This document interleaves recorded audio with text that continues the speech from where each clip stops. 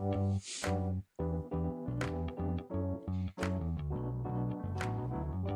by Riverside.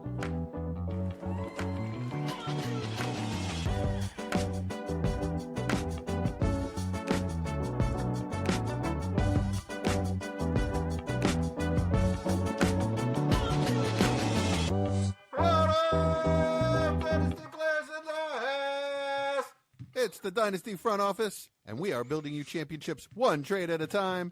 I'm your host, Jesse Schneeman, and I'd like to wish everyone a happy new year, all of our listeners, all of our viewers, and anyone that uses our content in any way.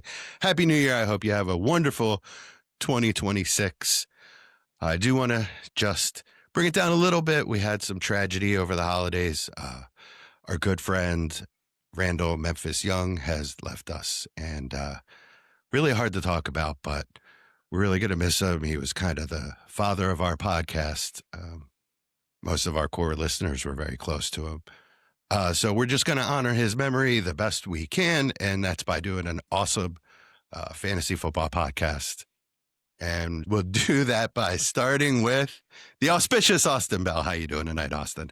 I'm good, man. Well said, Jesse. Well said. But I'm good. It's week 18, a bunch of playoff footballs coming. I remembered how terrible I am at fantasy for the championship week. But hey, here we are talking about it. So, make sure to listen to me and we're good to go. How are you? I'm great. Yeah, I didn't fare so well in championship week. I went 3-5, so below 500s, below my standard. Lost to Michael.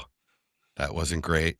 So congrats, Mike, on Einstein's championship. We talk about Einstein's league all the time. So Major Mike Casper, how you doing tonight? Yeah, no, I'm doing great, Jesse. No, doing good. Hey, just a little word for about Memphis. I first met him 6 years ago. He got me really interested in podcasting just with how he talked and how he liked helping people build good dynasty teams and win championships, right? And that's what we're here for. So definitely hearts out to him and his family. But I'm good. New year. Let's start it off right. Talk about football. Yeah, absolutely. Talk about football. And an old friend is back. My main man, Chad Mendoza. How you doing tonight, Chad? I'm good, man. It's glad to be back. I missed you guys a lot, so sincerely happy to be here. Right on. How were your holidays? Kids have a good Christmas? Oh yeah, fantastic, man. They loved every second of it. So yeah, they're both the age, or both just getting to the age where they can both understand what's going on a little bit more. Oh, so yeah. It's a lot of fun, especially using like the Santa threat. Like, guys, she's not bringing anything. Like, calm down, okay? Nice. So that's always fun. Awesome. All right, Mike, why don't you tell everybody where they can find us when we're not podcasting? Yeah, always catch us on YouTube and Facebook, Dynasty Front Office, Twitter or X at Front Office FF, Discord, link in the description, live every Thursday in the new year still. So we'll be followed by the pod release on Friday. Please like and subscribe. Listener League Year 2 is wrapped up. We'll have a little breakdown for you later in that. So come in the Discord and be part of the family. For today's episodes, we're going to bring you our Trade Banger of the Week, 2025 surprises, Listener League Championship recap, and a Stranger Culture segment.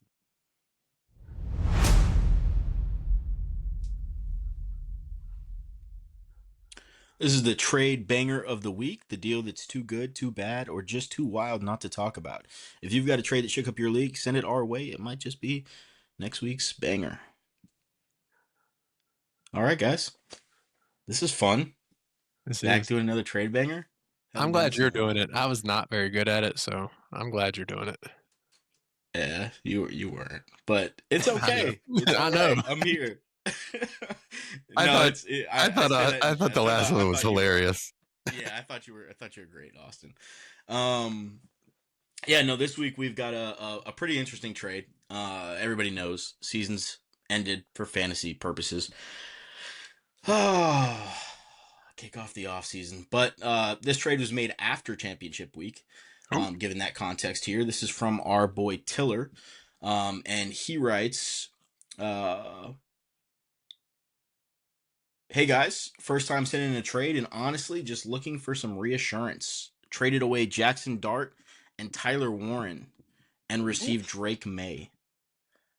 With Woof. Dart, I started getting nervous around getting or hearing some chatter that the Giants potentially draft a quarterback. Maybe it's nothing, but it's enough to make me hesitate on him long term. Warren was a little bit tougher for me to move, but his production really dropped off after Daniel Jones went out. And with the Colts spending their draft capital in a trade, what was that? The Sauce Gardner trade. I'm not sure how quickly that quarterback situation improves. I was so confused for a second. On the other side, I see May as a long-term QB1. His weapons should only get better, and the team seems committed to building around him. Honestly, feels like a player you don't have to worry about. Maybe even on that Josh Allen path. Interesting. Did I make the right call in locking in May, or did I move off two good assets for maybe a slightly safer quarterback? Appreciate the show. Love you guys, Tiller. All right. Interesting. Very. I don't think I would have made this trade, Tiller, but I'm also a little bit biased, so we'll talk to these guys here. I'm really biased on both these players, actually. Tyler Warren and Jackson Dart, but he does bring up a good point on Tyler Warren. Like, what are the Colts going to do with the quarterback situation? Austin, you have any insight there? Well, the free agent class is a disaster. The best thing I have for him is trading for Kirk Cousins. But is Atlanta going to get rid of him with the way Penix finished the season? So Yeah. I honestly don't know. I mean, everybody's going to go after Malik Willis, of course, after what we've seen with Green Bay. There's really no other options that are NFL starting worthy. Maybe Geno Smith if the Raiders move off of him. I have a thought. Okay. Yeah, let's go. So, listening to an Eagles podcast today, two Lord. Eagles beat writers suggested that Tanner McKee is worth a third or fourth round pick. That's the Eagles' backup. Every time he's come in, he's looked good, and he's going to start this week. He's going to showcase his ability a little bit. He looked better than Kenny Pickett. Kenny Pickett's I got. thought you were going to say Jalen Hurts. I was going to say I agree. No. Well, so I don't want to get off course, but Tanner McKee is going to come in and look good, and every other Eagles fan is going to want him to start in the playoffs, and it's ridiculous. But Shane Steichen used to be the Eagles offensive coordinator. He's very familiar with Tanner McKee, and if he's looking for a cheap bridge, I'm just throwing it out there. It could happen. Because I do think that they'd be smart to hold on to Daniel Jones, get him for like maybe a 2-year, maybe a year and an option kind of thing. Yeah. Keep him around and get a bridge. See where he's at in the recovery. Yeah. Yeah, exactly. Yeah. That is I guess the main point here, right, of that whole situation is that really affecting how you see Tyler Warren and his progress moving forward as an elite dynasty, producer? No, it does for me. not really. With the tight end position, the way Dynasty views tight end is who's producing right now, they're 1 through 5. If they're not producing right now, they drop. It happens to every single one of them, no matter how good they are. If they're young and they're producing, they jump up to 1, 2, 3, 4. And if they're not, they drop. Look how quick Laporta dropped. And then all of a sudden he started producing and people bounce back up. It happens to all of them. And so if he's not going to produce the level we saw early in the season was he was going to fight for tight end 1 in Dynasty this offseason. So if he's not going to produce close to that, it hurts his ceiling for the short term. Well, Go ahead. I was going to say the one thing that I have question marks on when it comes to, how to value Tyler Warren or how to value any tight end where their quarterback situation is really abysmal, because, you assume that wide receiver, especially a wide receiver room like the Colts have, where they do have a lot of answers at the wide receiver position, it is going to defer a little bit to that. But with Tyler Warren, we saw even when Daniel Jones went down and the quarterback play did suffer quite a bit, the targets were still there, which is intriguing to me. It's not like with Sam Laporta where the targets literally evaporated and we were saying, okay, this guy's not even seeing the ball anymore. They were still trying to get the ball to Tyler Warren. It was just a talent issue. It was Phillip Rivers is just not at it anymore. And the other guys they had at the position just obviously weren't, starting NFL caliber quarterbacks. So you hope that, at least for me, you see a competent level of quarterback play next season from whatever direction they choose to go. And that makes me feel really safe on Tyler Warren because we see that the game plan does revolve around this guy getting the ball. Yeah, They do I make a agree with that concerted completely. effort. Yeah. I was going to say the same thing, right? Because targets were definitely there with the corpse of Phillip Rivers. Like, love what he did to see him try to come back and do that, but not sustainable. And we've seen, even McBride, right? He's obviously different level, but he's still producing crazy numbers with Brissett, who granted they're throwing a million times a game. So I think he's definitely still on the top 3 level just because we saw it. And we saw it with I don't know, most of us would probably say good / mediocre quarterback in Daniel Jones, depending on how you classify that. So I feel like whatever they can get can probably be better than Rivers. So I'm still going to have him up there pretty high on my tight end rankings. And I think he can still do it. I didn't want to say, I'm not trying to say I'm lower on him, but he asked the question of, will there be worries going forward? Mhm. And to me, yes, there can be. There is an avenue where by, October of next year, we see Loveland, Fannin, possibly Kraft, possibly Laporta, Gadsden all jump him because Warren's not producing early on in the season. Yeah. Whereas Bowers and McBride, barring from injury, they're not dropping down. Yeah. So that's what I meant. I currently have Warren 3 very safely in my tight end rankings. Yeah. But because of the question in that offense at the most important position, there is a worry that these other younger guys could absolutely jump the first month or 2 of the season. Yeah. Okay. That makes sense. I love Tyler Warren. He's really hard to get. He's a very difficult asset. So it's nice. It's nice when you're trading an elite asset to get an elite asset back. I still wouldn't do it. I'm still taking the Drake May side. I'm not trading Drake May for a guy that I hope is going to be like, for me, I'm going to have him ranked as QB2, Drake May. So I'm not trading the QB2 overall for a QB2 and a tight end. I'm just not doing that. To me, the process there is not good. What's the premium? Did he happen to say? 0.75. Now, if you have Drake May ranked lower than I do, like I said, I have him QB2, that's very high, then that's a different story. But if you have Drake May ranked where I have him, you can't make that trade.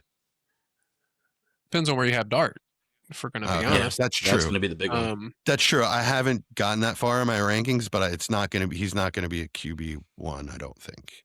He'll be probably on the border. He'll be around that for me. Yeah. On the border, maybe 13 to 15 is what I'm just quickly looking. I think 11, 12, 13 is probably where I'm going to have him. Yeah. That's fair. Just quickly looking. 10 range. That's fair. Yeah, I'm not downgrading that far for a tight end. Yeah. I mean, it's a really interesting trade. I like the thought. One of the things when we talked about surprises later on, I didn't put them, so I'm going to go ahead and bring it up. Drake May being to this level of production was going to be a big surprise. I mean, obviously was a big surprise. I know all of us believed in him to a certain extent, but I don't think anybody expected the numbers we got this year. Is this a time where he's at his peak and it's time to sell? Like we saw with Jaden Daniels last year. I mean, it's hard for these young guys to replicate to this level year after year. Now, some do it, and those are the guys that end up 1, 2, 3 every year in Dynasty, but a lot of them don't. Are there any question marks? Apparently no with Jesse, but do either one of you other guys have a question that, maybe we're seeing the peak right now and, defenses get better against them or whatever it may be? I mean, it's hard to get much higher than 2 or 3, which I think is definitely fair, where Jesse has them as well. So yeah, I don't disagree. When you said it reminded you of Jaden Daniels, that's what I completely thought of, except I don't think he's as fragile, I guess, because of what he does as a runner. And I think his arm talent is pretty elite. And I like the situation. I like the coach. I like the stability there. So it's not a crazy situation where you got new coaches coming in and out and I don't know, an organization that never seems to get it right. I think you're pretty safe with what you got in the Pats there. As far as overall build, like, I still don't even know where I'm at on this trade, just because I don't know what Dart's value is right now with an interim coach, his best receiver not there, an interim coach that's asking him really not to pass, it seems like, very much. And I don't know if he's trying to hide it or what's going on, but you just haven't heard a lot about Dart from where it was at the middle of the season when it was pretty exciting and some good fantasy numbers. So I don't know, Chad, if you've got more on that, because I don't know where he's at. I don't know where Dart's at in value wise. I mean, What do you guys the people are you can't. I mean, the fantasy numbers are still there, right? Like he had the down week against New England where he put up 14 points, and then the down week against Minnesota, which 3 weeks later where he put up 0.02 points. But in between there, he had a QB9 finish and a QB4 finish. He's played like 13 games this season, 12 or 13 games, and he has 13 TDs and 9 rushing TDs, 13 passing TDs, 9 rushing TDs. Like he's on pace for he would be on pace for an incredible rookie season had he started the entire year. It's just he didn't, and he's had one bad game because the New England game was bad for fantasy purposes, but it's not really a bad game. He didn't throw any picks or anything. He just threw 1 touchdown. The Minnesota game was the only game this year where he looked bad, but the game plan was abysmal. They didn't even throw the ball until the third quarter, essentially. Not a whole lot of quarterbacks have looked great against Minnesota either. So yeah, that's the thing too. We saw Sam Darnold throw like 4 picks against him or something crazy. 3 picks and 2 fumbles or something. Goff looked terrible too. So yeah. So it's. I think Jackson Dart has had an absolutely insane rookie season for especially considering what's around him. I would make the trade. I would take Dart and Warren. I'd probably ask for a little kind of secondary piece. But I think I agree with you that Jackson Dart has looked excellent and he definitely looks the part, but you're ignoring the scary part of him, which is the reckless way that he plays, and that he could keep getting injured and just be out of the league, or it's overblown. It's overblown. Okay. I would just watch every Giants game. It's a media talking point at this point, so they talk about it every single game all the time. When the media talks about something like that, it just becomes part of the reality. And so, yeah, he does need to slide more, and he has the last few weeks made a concerted effort to slide more, but it's silly. It's silly. Okay. He looks like an excellent young quarterback. Drake May just broke out in he took the quote unquote Josh Allen leap. Would you trade Josh Allen right after he broke out? Absolutely not. I mean, it kind of depends on what we don't. Yeah, you don't know, right? Like Josh Allen's value when he first broke out is completely different to what his value is now, because we know he's a sustainable asset at his peak. For he's fantasy, just maintained this for years. Yeah, for fantasy. But after that first year, there's still going to be question marks. After that first year, I wasn't trading him for this package either. No, I would have. There's just too many question marks. I mean, that's like saying you wouldn't have traded Jaden Daniels for this package last season. Yeah, that's a really. I might not have actually. Yeah, you're probably right. I might not have. And that's kind of why CJ my Stroud question was of the QB3, peak, right? I wasn't as high on Stroud. But that's you, right? I'm just saying, in principle, this is just it happens every year. It seems like evaluating a quarterback. It can happen, right? Drake May could absolutely have a down year next year, and his value fall through the floor. I just think I believe in the production value of Dart as a quarterback in fantasy football, because the rushing upside is so high. I mean, 9 rushing TDs in 13 games is insane. Yeah. Right? He is definitely going to hog rushing touchdowns. Yeah, and what has he had, 500, 600 yards or something like that rushing? And I would expect the Giants to kind of go with the running backs that they have, which is, not star level. So it's not like they're going to need to feed running backs at the goal line. Yeah, yeah, and the one good thing to take away from what they decided to do with Dart, especially this past week against Las Vegas, they still let him run. They weren't designed runs. They toned that back down a little bit, but There were as a far couple. as letting him escape out of the pocket and run the football at his whim, they still allow him to do that, which is what you like to see. I do think they probably should have took the design runs down a little bit because they had him design runs up the middle all the time for some reason. Um, but yeah, it's nuts. Anyways, So yeah, a lot's yeah, going to depend on with the coaching and whether what they surround neighbors with. But it is going to be fun to watch them with neighbors. Yeah, I Hopefully, think hopefully for with me, Carnell I Tate. just think you're buying in on the floor on two really, really, really talented players. Mhm. And when you're looking at from a dynasty perspective, you have a tight end where the coaching staff who is going to be around this, next year. They're making a concerted effort to get Tyler Warren the ball, and Tyler Warren is a player that is always been designed. He has a game plan designed for him, right? And then Jackson Dart is kind of the premier rushing dual threat quarterback that you kind of want in fantasy. So I believe in the floor of that package. Uh, uh, this is my last argument for Drake May.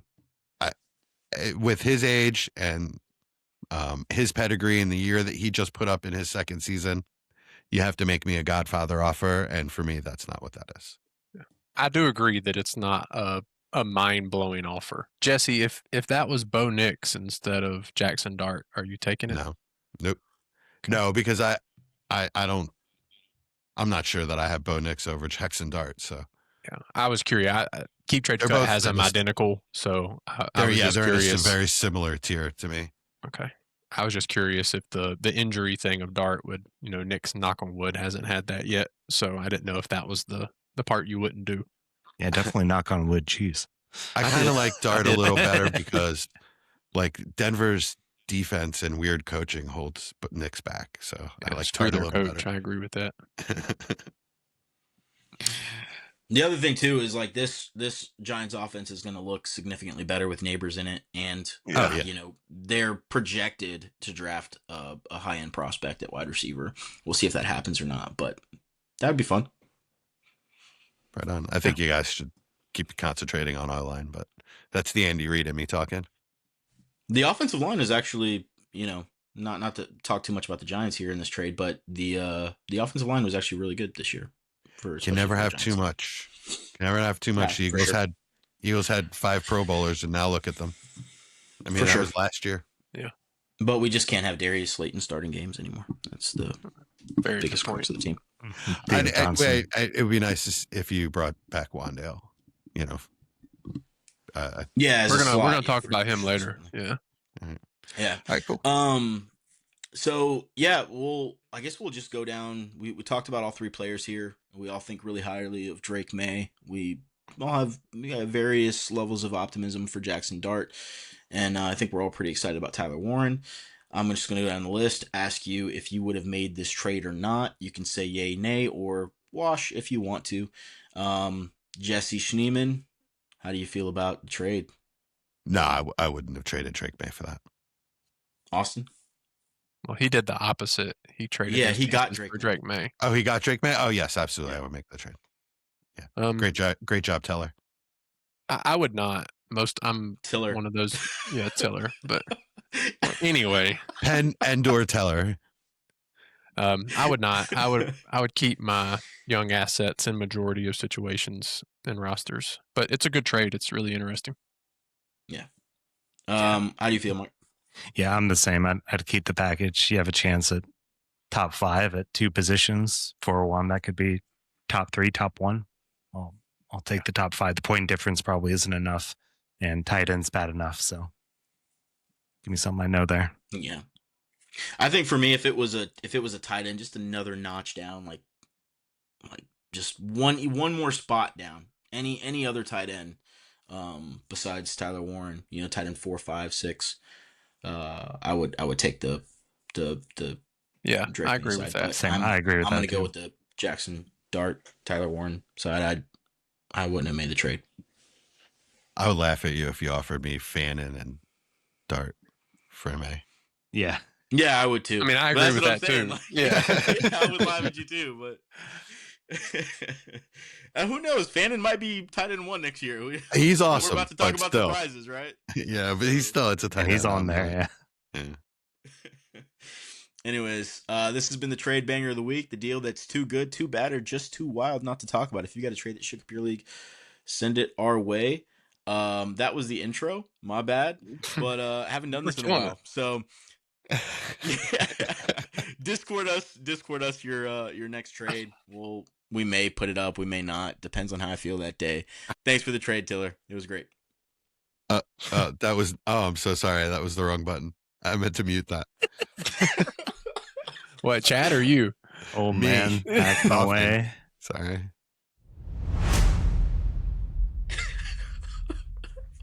All right. So these are our most shocking players of the season. These are just players that surprise the crap out of us, whether it's in a good way, a bad way, or just a confusing way. Mike, do you want to start us off? Yeah, sure. I guess I'll just start with Trevor Lawrence. Finish in most formats as a QB5 was not what I expected, especially with how the year kind of started. It was kind of weird, and the relationship between him and Lee and Cohen was kind of weird too. And I was like, oh man, this could go south really, really fast. But he has lit it up, and especially when it mattered most, especially for fantasy, right? So I don't know. I was just totally impressed. I feel like this is what we've been waiting for since he came out. So, and he's going to keep the same OC. He's got great wide receivers, right? We'll talk about Parker Washington later. He's one of the other ones. Does he though? Yeah, Yeah, does he? right. I mean, if he's Somebody able to put tell up, him that. yeah, if he's able to put up QB5 numbers despite that, like it's. But he did that without his good wide receivers. Well, no, that's not true. They re-signed Jacoby and Myers. Yeah, so They have their good wide receiver. So I don't know. It just wasn't something I expected. It was kind of, I guess, narrative based and things that I saw over the past couple of years. I just didn't see a breakout coming in a first year with a new head coach. And I was like, well, if things don't go well, honestly, they could maybe move off of him, but completely did a 360. So that really surprised me. Yeah, he's a boat. Yeah. I mean, if anybody's a boat, it's Trevor Lawrence. I mean, That's so funny. As much as you talk junk about him, and I hated killed him him. not even 2 months ago. I killed here he him is. to He's a start the boat. year. I mean, I really did. I had enough. It didn't click, and yeah, I just had enough. I traded him for. I traded Trevor, and I guess what it ended up being like 110 or 109 for Stafford and JT. I mean, that worked okay too. I don't know. I think I'd rather have Trevor in the first, to be honest. I mean, I needed a running back, but I know you had Trevor on the list too, Austin. What did you think? Yeah, he was my top guy as well. Especially with how the season started. Yeah. I mean, I know we were on here the first couple weeks talking about off throw percentages and I mean everything about it. I know again Jesse was adamant about he only looks at his first read, which was true. It was like 71% or something. He's led the league the past 4 years in first read percentage throws. And then all of a sudden it just opened up. I mean, a big thing is which Liam Cohen, the head coach, was really adamant about was rushing. He's got 350 yards and 9 rushing touchdowns this year, which is really what's turned on. I mean, he's got good numbers passing, almost 3,800 and 26 touchdowns. So, I mean, that's good as well. But the rushing is what's changed a lot, and especially for fantasy. Him using his legs opens up everything that he's good at. So that's an exciting thing to see. He was always supposed to be that guy. Yeah. You know, that was supposed to be part of the package. So I'm glad that it's clicking with this coach because, I mean, I really do think that he's doing good things. I have complete trust, to be honest. Yeah, we need to remember how important coaching is. Yeah. It's something I think a lot of dynasty managers don't think about in the overarching scheme of things, that almost all of these players are talented. There are a few that aren't, but most of these guys are good to some extent. That's why they're in the league. What makes them great most of the time is the coach and the scheme. I don't mean to go 2 times in a row, but on the other side of that, I had JJ McCarthy. And I think that's kind of where we had, I know Chad, and I feel like I was on the same boat too. If I was like, if anybody can figure out how to make this work, it's O'Connell, right? Like he made Darnold look good, right? So despite our misgivings at the beginning of the season, I think we all had a lot of trust in him, right? But it's seemed super rocky. So I don't know. What are your guys' outlooks? I thought it would be a lot better. To be fair, I thought JJ McCarthy was the one that would be playing quarterback. I didn't know it was 9. If I knew it was 9, I'd have been like, well, there's nothing we can do for this guy. Like, don't draft him, guys. But yeah, I thought JJ McCarthy was playing. Yeah, that was one where I felt like I took the coaching maybe too much. I was about to say it makes my statement sound so stupid. That's why I wanted to say it is where's the give and take of. At the end of the day, you still have to go out and do it. Yeah, he's still a human being that has to take the coaching and also it hasn't been that long. You can't expect a raw prospect like JJ McCarthy to maybe you can, but just pick it up like that. Maybe it's just going to take a little more time. I'd love to see. It hasn't all been bad either. Like there's he's had some good moments that he's a good player going forward. Like it hasn't all been bad. So I'd love to see Tua go there and then Kyler go to Miami. Be nice. So where's JJ McCarthy go and all that? He could stay there and just sit. And no, we do not need that. Yeah. As ugly as the QB room is, I'm sure the Vikings want Minnesota to sit JJ McCarthy and then start Tua. Who's going to start in Green Bay and at Chicago, one of the coldest places ever, where Tua has the worst games of his life? No, we're going to coach him up. We're going to coach him up. It's going to be fine. Hey, you are not cold. You're not cold. You're warm. You're going to be fine. Yeah, we'll get him some gloves. Gosh. Oh, you need to be saying Indianapolis, not Minnesota. Yeah, Indianapolis, because they play in a dome. Yeah, I mean Minnesota does too, but the other teams in the division don't. So you just call my boy soft? He is. He is. And he's admitted it. He's admitted it. He called himself soft. Yeah, he also admitted he couldn't see over the line. Who actually says that in the public media? Yeah, Bryce Young don't say that. Yeah, no. I mean, Tyler never said that. Brock Purdy spoke about that Shanahan would scheme him lanes even when he couldn't see over the line. At least he admitted that the coach schemed him open. Tua's just over here. I can't see over the line sometimes. I couldn't see him. He's been hitting the head a lot. That's true. He has, yeah. Yeah. Ugh. All right, moving on. You didn't learn that at home. Jesse, what you got? All right, who's my first one? I got DJ Moore. Well, actually, we'll lump these two together, right? It's DJ Moore and Luther Burden. I will admit that I was wrong about. Go ahead here, Jesse. I will admit that I was wrong about Luther Burden, and I'm surprised at the way these two guys were used this year. So now I'm not surprised that Luther Burden has the talent to do what he did, but coming out, he's the kind of guy that if I'm going to miss on a guy, it's going to be like on Luther Burden, Jaden Reed, Rashi. Well, I was okay on Rashi Rice, but because he's bigger. But the smaller kind of zone beater, gadgety guys, they got to be used right to be good, right? And they have to be used by the right coach to be good. And Luther Burden got that, and I didn't think that it would click that fast. I figured DJ Moore would eat up a lot of that role, and he did not. DJ Moore was more of a boomer bust wide receiver 3 at best this year. There were times where he was unstartable. It was really, really a rough ride. I was really surprised at how inconsistent his usage was. We've talked about on previous episodes that he's gotten out in his contract this year, and I can't wait for him to leave. Yeah. And for Luther Burden to sort of take over more of a role. And I really like him. Curious what you guys think Luther Burden is worth before I tell you. I think this is first. pretty. I think this is pretty premature, to be honest with you. Oh, I don't. I think this. I I don't think if you either. don't buy in now, he's going to get extremely expensive. Yeah, you won't ever have him. Well, okay. I won't ever have him then. I'm not paying more than a late first for him. I mean, we haven't really seen much. Oh.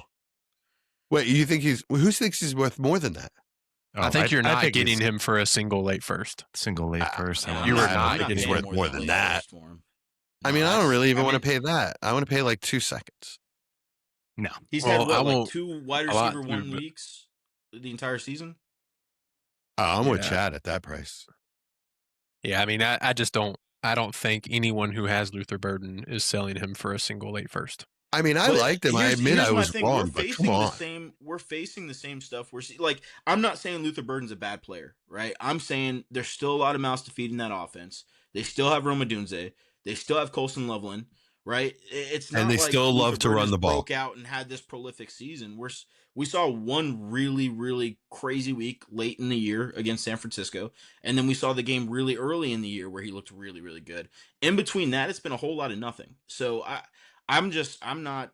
I get it. Like, he's a fun player to watch. And if they do scheme up for him and they do say, okay, he's our wide receiver 1 in this offense, he's going to be our first read X number of times, it can be really, really good. But, I mean, you can say the same thing for Roma Dunze. You can say the same thing for Colson Loveland. Explain to me. I'm stuttering now. Explain to me why Luther Burden is any more valuable than Jaden Reed. Well, one, because It's the unknown factor for me. Yeah. Jaden it's the Reed, ceiling, the age. Yeah. I mean, Reed, we've seen Green Bay not centralize using him in targets a lot. So I think Now, they if you're do that with Burden if you're too. saying like, well, yeah, I mean, Jaden Reed coming off his first year was more impressive than Luther Burden is now. Exactly. That's a conversation to have. Jaden Reed coming off of his first season did True. have a better year. I don't. but Green Bay that's doesn't a have conversation. nearly the weapons that Chicago has Well, going yeah, no, forward. I'm not So saying, I'm not that's saying, why I'm Jaden not Reed saying would get Luther Burden- centralized more. Well, yeah. So I'm not saying that Luther Burden is destined for Jaden Reed. I'm just saying, like, the conversation now can't be the same thing with Jaden Reed, because Jaden Reed, we've seen, he doesn't have it. It's not happening for him. Luther Burden, there's still a question mark there. It can happen. I'm just saying it's premature to be paying up a ton for Luther Burden here. He's still in the same boat as what he was this rookie season, other than it just wasn't abysmal all the time. So what do you see as ceiling as Mike and Austin, guys that like Burden? Well, I mean, Stealing that's or Ceiling. I mean, see, that's, I'm that's a spelling really these tough words one. wrong in my head. Oh my God. I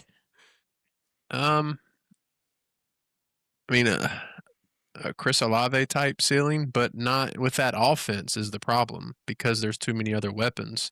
So you don't know. I mean, that's a great, honestly, Jaden Reed after his rookie year is a great comparison. I don't have Yeah. a problem with that whatsoever, to be honest. And Jaden Reed was really expensive after his rookie year. Yeah, he was worth. He was really expensive.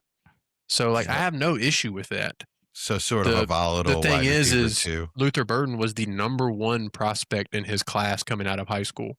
Jaden Reed was like a 2-star high school recruit. He has the pedigree. He has the higher end talent and ceiling than Jaden Reed. So if you're telling me I could get a better Jaden Reed, that's pretty exciting. I mean, I feel like you saw the improvement, and then going back to the coaching too is where I'm like, yeah, with DJ Moore not there, I feel like that's kind of a Yeah, I'm really excited with deal. that. So Roma on Dunze, your Luther Burden, championship and dynasty Loveland. squad, what is the ideal spot? Where could Burden get for you? Is he like you're going to start him as your second? I mean, is wide him as receiver? JMO, like where you guys are maybe starting to put JMO ceiling there? Is that Really?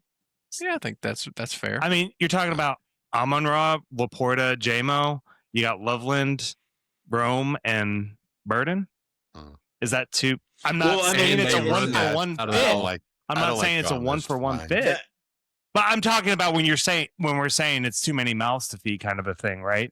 We're Well, talking we've about seen with the Lions, it's too many mouths to feed because they haven't all been able to be productive at the same time. Right. Yeah, but granted, they had coaching changes though too. So I don't know. Well, yeah, It's where I would trust Ben Johnson more in what he's done with the offense than what stayed behind in Detroit. Well, what I'm saying is it's very rare for 3 players to be fantasy relevant in one offense at a skill position, wide receiver, tight end. It's very rare. It happens, Sure. but it's exceedingly rare.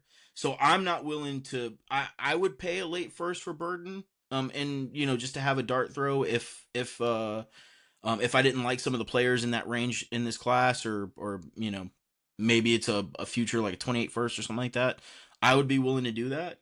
But any more than that, I mean, he's in not that much of a different position as he was coming in the year for me. He's a talented player. The situation is really scary.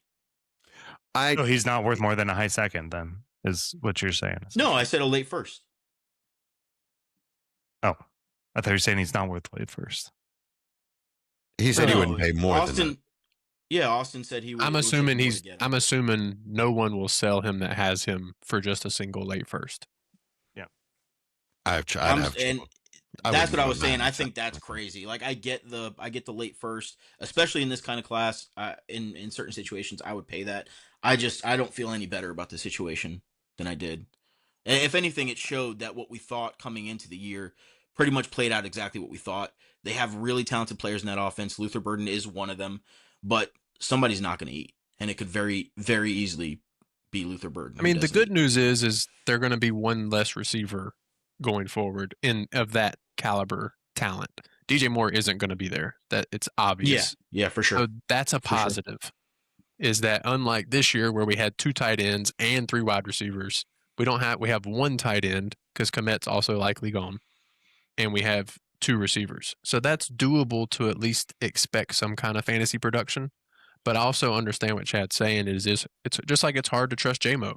Without seeing it on a weekend basis, it's hard for me to put him in my lineup every week and say he's going to get me points. And there's a ton of other players I'd rather have. Yeah. And that. Even Sam Laporta, right? It's hard to trust Sam Laporta. Yeah. Sure. So like absolutely. There's not like we can say, okay, even the Bengals offense, one of the most prolific offenses in recent memory, right? With the quarterback play of Joe Burrow, it's really just T. Higgins and Jamar Chase. There's not room for anybody else. Yeah, and Chase Brown. Well, Chase Brown. He's their third receiver. Different. Yeah, but he's used that that's way. An extension of the run game. There's going to be that. Yeah. There in most teams in kind of the league they're playing in now. So, but that's where those really hard for 2 go. wide receivers and a tight end to all produce. Especially like you said there, but they're run heavy, just like Detroit is. Both of those, that's a really good comparison for their offensive styles. Is they're both extremely run heavy and loaded at the skill position. So you see it in Philly too. Like you can't feed two wide receivers and a tight end every game. Yeah, the squeaky wheel has gotten the grease. So there, by the way, Keep Trade Cut does have Burden and a late 26 first, about dead even. It's literally like 3 points apart. So I think that's fair. Yeah, I think that's fair. I mean, I would pay that. I just don't think managers that have him are going to let him go for just where I would. I do have shares of him, and I would. So if you have him in a league, and you're looking to get rid of any kind of, as long as it's not like 112 or something. Well, I'd do it for 112 in a heartbeat. I'd do it for 203 and 207. I just don't know what 112 is going to be this year right now. Maybe later I would, but I'd like to see things get fleshed out a little bit with people coming out. Casey Concepcion. Yeah, not nearly the talented Luther Burden is, but no. Okay. Yeah, I didn't say that. Yeah. What I'm saying is, you might be right. You still hate Luther Burden, is what you're saying? No. You might be right that 112 ends up not being as good a player as Luther Burden, but there's other players that I'd rather have for that pick. Could be about maybe a better situation. Maybe you get a player at 112 that's in a better situation. It doesn't take a more talented player to outproduce Luther Burden. That's the thing. Concepcion goes to dream spot.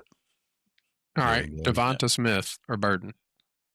Devonta Smith all day and all night. It's not even conversation for me. They're not even. Okay, other 2 guys that seem like they're thinking really hard. He should carry it. He should be carrying Devonta because Smith's I know luggage. Jesse is. I do think Devonta Smith is better, but it's where I'm looking forward and thinking about this quarterback situation and stuff. For me, is the problem for fantasy reasons. Should look forward and think about whether or not AJ Brown's going to be with the Eagles long term. That's true. If Devonta Smith was younger, Oh yeah, I would go absolutely. DeVonta Smith. Yeah, He's stayed in he's college a little too 27, long. going on 28, right? So Yeah. it's He just turned 27, so Holy he'll be smokes, I didn't know 27 he's this that old. entire season. Yeah, Wow. he was Coming up. 26 going on 27. Yeah, he wow, just turned gotcha. 27. Okay. But yeah, I mean, you got Smith, Waddle, Zay Flowers, Addison. Like those are the receivers right in the same tier for value for keep trade cut with Burden, and I think that fits right in. I would take every single one of those guys over Burden in a heartbeat because they've all produced real seasons. I would take all of them, and it's so fast. And I would put take Burden Rashee over Rice. some of those guys. I put Rashee Rice in that same category, by the way. You probably have him no. higher. Really? Yeah, absolutely. Yeah, he's higher for me. Yeah, Yeah, he's higher absolutely. than them. Wow. I mean, without my homie, first of all. Well, we're gonna without have Mahomes, Mahomes. Well, he's He's coming. Yeah, he's coming. He's gonna be back. He can He's die. not Yeah, dead. thankfully. I think he's just gonna have a get right year. You know what I mean? Or it's gonna take him a year to get right, is what I mean. I mean, he's Well, not- the he's good not thing Lamar is Jackson. Rashee Rice It'll be is all right. dominant near the line of scrimmage, so about he can Lamar? just like this. Quick throws. Yeah, I mean, he's not Lamar Jackson. Like it's not like his entire game depends on his legs. Like he does move around the pocket quite a bit, but I'm not looking for him to get 30 rushing touchdowns next year. So yeah. All right. Chad, who you my got? surprise player, yeah, Tyler Shuck. That's a good one. I didn't think about it. So yeah, I did not. Number one, just eye test, passes it. Looks Yeah. like a really good player. It does. And then on top of that, you look at the Dynasty production. He started 9 weeks this year, thus far, and he has finished as a top 16 quarterback in 6 of those 9 games, and he's finished as a QB1 in 4 of those 9 games. Very impressive. Granted, the competition has been a little bit lower, but we saw him have a really good game against Carolina, and we saw him have a really good game Low against competition. Carolina twice. There's low competition. No, but Carolina's defense has been really impressive this year, and It's they been a have- lot they better. have made- Yeah, their league they have average made a lot of finally. quarterbacks. Yeah, their league Possible average. they have division made a It lot winner. of- hasn't a been the lot of cake quarterbacks matchup struggle, I so- expected No, it to be. I tried to tell you. Possible division winner. yeah. There you go. When Yeah. I mean, JC weren't He's had 2 300-yard passing games. Yeah, he looks good. I've Incredibly watched him. surprising to me. And and he's making good throws. I listened to a podcast from Greg Cosell about this. His footwork has been really good. And Greg Cosell is a guy that studies quarterbacks and the mechanics of quarterbacks. So if he tells me that, I'm excited.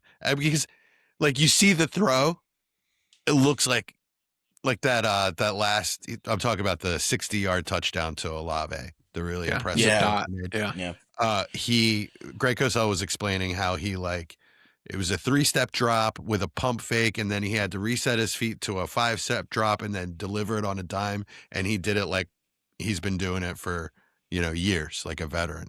Yeah. So I'm really, really excited about this kid. He's a relative of mine. So Blindside. since I'm you said blindsided. like a veteran, I do want to bring up he is exactly 2 years younger than Kyler Murray, Daniel Jones, and Sam Darnold. I don't care. 2 with years quarterbacks. younger. I mean, maybe that's a Yeah, hot take. 2 years I younger, just don't yes. care. Okay. I don't. He's I don't 26, care. right? Yeah, he's 26, correct. He will be 27 at some point. I mean, during Bo the Nix, season Bo coming up. Nix was Quarterbacks near are paying there till, like, too, right? 34 Yeah. now. Like, Yeah. Well, or 44. Does anyone or even- 44. I don't even know who the wide receiver 2 is in New Orleans. Does anybody know? Jawan Johnson, that's who it's it been. was. Well, yeah, Shaheed but I Shaheed, mean the actual on the No. chart. Yeah, Devon Vele. Yeah, he but got then hurt. He's on hurt, IR too. so Oh, tipped yeah, I don't in, know. and it's I don't know. He's got a lot of opportunity to go. And up they've got there. high draft capital, and I'm going to tell you they're not drafting a quarterback. No, absolutely not. They're not No. drafting a quarterback. No. So it's going to be a wide receiver. It's got to be a wide receiver. Well, the problem is they're still in lineman. cap hell, like absolute cap hell again. So they need everything, and their defense is really old. I don't They could just know trade what back. they're going to do to make this roster better. Which they've been really good at pushing the chips back year after year after year, Mm-hmm. and having a rookie QB will help that a ton. Yeah. But as the actual Especially young a rookie players, QB getting paid what he's getting paid. yeah, Yeah. So it's going to be interesting what they do Browns. around him. Like, how high do y'all have him? Is he above Kyler for you? Sure. Yeah. Yeah. McCarthy and Penix? Yes. Yeah. I know it's going to be above Stafford and Jones. I mean, I have a 25% Next on the share. tier is Bryce Young, Goff, and Darnold. Yeah, I would take those guys. Not Darnold, Yeah. yeah, for sure. For me. I would take those guys. ahead of- Mike still hates Goff. Yeah. I do. Second in the league in passing, just so you know. Ask everybody how they felt about him in their fantasy championship game. Oh, okay, Against 1 Minnesota. week. Yeah, 1 It week. was the second worst matchup he could have had. Yeah. He Second in the league in still had- passing, even he after still had that. some stinkers. How they Still feel had some about Gibbs in his stinkers. championship in Yeah. his championship week. We're not getting Salty ready to hang as out, I'm as salty as they come after making that trade. though. Yeah, that's right. So yeah, I mean, I guess that would put him right around QB 22 for us, which is that's a big jump for Shuck. That's It's pretty fair. nice to see. I was gonna say around 24. So Okay. So low end QB2. Man, and I he started could to say, rapidly improve. Oh yeah. yeah. Especially under Kellen Moore. They seem to really gel with each other. They understand each other. This is the guy that Kellen Moore wanted, so he can obviously do the things he wants to get done. I love it. Like I said, he's a relative of mine. I blindsided him. Imagine my, if the my family blindsided him, and then his family blindsided me. So it's kind of- anyway, imagine if the Saints shock everybody and go get George Pickens. Pickens and Olave. Ooh. Yeah, I mean, like I said, I know they don't. Incredible. That the what they've done with their money is crazy for the past decade, but you know, you just they can't they do need another weapon. I have to pick it yeah, up. they- Like you go to New England. They still have, I think at this point, Right. if you've got a bad team, especially if you've gone out there and you just hit the lottery on a quarterback, which they might have done with Shuck here, with what they're having to pay him, which is basically nothing in Yeah. quarterback money. Yeah. So then you just say, you know what, we're a bad team. Screw it. We need to go get him a weapon to see if we can maintain this level of quarterback play. Because if not, you're screwing your team even more, because then you got to go out there and find a quarterback, and those cost a lot of money. So, Listen to these I would cap say. So this year was 1.9, next year's 2.4, following year's 2.9, and the year at 2028 is 3.4. Yeah, they've got to protect him. They've got to Yeah. go get wide receivers for him. Yeah. Like they have Well, no choice. there's also it's a really good offensive tackle class. It is. So Olave, I'm for everybody to do that. Got to go get pass catchers for him. so Olave's playing on his 5th-year option next year. Yeah, they're gonna re-sign him in the offseason, I have feel to. like. Yeah. They cannot let him walk. I think they've I been mean- trying to get a deal done. Yeah, with him, right? I don't think It's he been wants like- to either. He's got to be such an interesting price point for NFL terms. Because, like, I mean, he just had this lung issue where they found a blood clot in his lung. Yeah. That's Thankfully, they wild. caught it early, and he's going to be, just fine. But Jeez. it's just one injury after another. I mean, the concussions, I think they registered 5 or 6 of them since college. So, like, it's going to be really interesting to see what kind of money. Because production-wise, he's almost dead even with Garrett Wilson through their careers. And Garrett got a Yeah. 4-year, $130 million. So it's going to be interesting to see what they do. Tell you what, I've watched quite a number of Saints games because I have a lot of Tyler Shuck shares. I've been trying to figure out what to do with him this season, and a lot of it takes a lot of walks to the locker room. Yeah. A lot yeah. of them. Yeah. It's true. Even more. They just stopped talking about it. They're like, you just assume when he's not on the Quarterly field, he's update. walking to the locker room. Yeah. They just have scheduled sessions to check his body out because. So Man, he just the can't stay Saints healthy. have $90.5 million in dead cap already for next year, Mhm. and they're $22.5 million over the cap. Yeah, they're not signing a wide What a receiver. mess! What an absolute mess!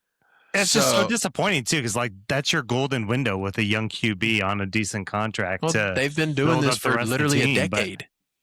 Gosh, Yeah. Like Cam Jordan, Mario Davis, and Taysom Hill will all be off the roster contract-wise next year, and they're paying them almost $40 million next year and to not be on the roster. What's Oh crazy my is I don't gosh. even remember the last time they drafted a quarterback high. Yeah, a long time. I don't even think it's in our like relative, maybe in Jesse's lifetime, but Yeah, Archie. Yeah, Jameis? Arch. they That was didn't the draft Bucks. Jameis. That was the Didn't- Bucks. that was the Tampa. Bucks. Yeah. Yeah. Yeah. I don't know. They What a traded mess. for Breeze. No, yeah, Yeah. or he was a free agent. No, they traded for Breeze. Yeah. Traded, okay. Whew. So yeah, Shuck is exciting, but that's why we have him as a low in QB2 Yeah. because we Sometime don't know how in much Jesse's better the childhood. situation. Yeah. Was the last time Saints. I can't remember the guy's name. I'm thinking of I can picture him. Manning, the dad, Arch Manning. Yeah, maybe it was Arch Manning. You are Oh, right. man. 1971. The original Arch Manning. What if they take the new Arch Manning? That's what the joke is. 1971. They took Archie Manning with the 2nd overall pick. That's the I was last thinking time of they drafted a Blake. first-round quarterback. Jeff Blake. Yeah, not even a joke. That's crazy. Oh, that was the Bengals. No, That's- I don't know. It's pretty wild. Yeah. Well, right. he's saying it's Arch. Yeah. So Let's get back on actually track. Arch. Austin. I'm gonna pick and choose. I'm gonna. My next one's C.J. Stroud. Just another down year for fantasy. He's QB 21 right now. What are we doing with him? He looks fine. Yeah, he looks fine, but he's not producing for fantasy. So those two don't always go together. Because he hasn't really He's run that old. much. And their Yeah. defense is so good. Their defense might not be that good every year. Injuries happen. Yeah. And then they have to pass more. So Because I mean, Yeah, Nico's like wide Chad said. receiver 7. So I mean, Yeah. Nico's still producing. That's with the And just- injuries I mean, too. He was Higgins injured. looks good. Like you have They no need choice a up to running good. game. at this point. Yeah. Are you buying? Is he at that point where Yeah. they have him, on a not a top 3 roster? Would you trade Dak Prescott for him? Yeah. Yeah. I trade Dak. Because of the age. Dak's Baker? like 34. Baker No, Mayfield? I'd keep Baker. Yeah. I'd rather take Dak. Let me ask you this. Would you rather have Fantasy. him or Fernando Mendoza? Mendoza. Yeah, I'd probably take Mendoza. I don't think CJ Stroud's worth the 101. 101. I mean, if I he was goes thinking 1 he would be overall and 101, 102. That's fair. 102, 101. Yeah. He's going to be one of the two. Yeah. Okay. Not if he goes to a I think he's Raider. definitely going to be 102 for consensus, but yeah. Yeah. I mean, I wouldn't be shocked to see, the occasional Mendoza at 101. Okay. I just wanted to bring him up. It's just another fantasy year where we see low end QB2 numbers. Mike. Yeah, so I had Parker Washington, kind of brought him up earlier. So I heard a stat on reception perception that he had the most wide receiver yards as the Jags wide receiver. And we were talking about, Travis Hunter, obviously, and Brian Thomas, and now Jacoby Myers there. So is it getting too much, or do you think he's the real deal with what he's done these past couple of weeks? And not that he's like the number one, but He's a good player. Yeah, he was a good player He's a coming good out. complimentary player. He's a guy that, he's nice to have on the bottom of your dynasty roster just to throw in as a flex if you need to get through a week. but what does that Yeah. say about Brian Thomas and Hunter? for you guys? Nothing moving forward. No. I'm not trusting Parker Yeah, Washington on no. my rosters. I'm not I giving mean, up are more you, than a third. nobody's going to pay a second for Parker Washington. No. No, I'm not. I'd probably do He's a late one, exactly- depending on what it looks like once we get there. He's Rookie exactly season. what I always thought he would be. I still don't understand why he didn't get drafted. Yeah, Maybe I mean, he just I didn't agree with interview that. well. I don't know. He was a solid college receiver. I mean, Yeah. He's Yeah. really, I used to tell stories, but I won't. I'll stop. Well, tell Yeah, us I your mean, next player it's- instead. I was just gonna say on Parker Washington, it's one of those things like recency bias, right? Like the last 2 weeks have been phenomenal. Before that, he's just been another guy. He's wide receiver 34, 35, something like that. It's there's really there's nothing to go off of that says this is gonna carry forward. Could it? Sure, but still just another long shot. There's plenty of other players in that same boat. Yeah, I think bringing his name up really is the real question. Is the surprise with Travis Hunter, Brian Thomas, as Mike was saying, like what does that mean for them going forward? Is it exciting because T Law's getting Parker Washington to produce, or is it more of a worry that we're not going to see one of those guys getting enough snaps because there's going to be 4 receivers that we somewhat believe in going forward? Well, we saw Hunter, and that's another thing with injuries, and I mean, we saw Hunter right before he went down looked Yeah. phenomenal, right? So who knows what that could have been, if he would have stayed healthy coming in late to the season. He went down in the game that he went down. He had 14 targets, 8 receptions, 101 yards, and a touchdown. Yeah. But with Jacoby Myers in the mix now, and those two never played together, and they obviously re-signed because they like what they have in Myers. Doesn't that? Is that right? I Do thought anything? Myers was. No, he resigned 3-year. He re-signed 3 years. Yeah. No, but I thought he was there for that last Travis Hunter No. game. Am I wrong? Okay. No. Okay. But I think that's why they traded for him. That says more about the insecurity of Parker Washington going forward than Travis Hunter.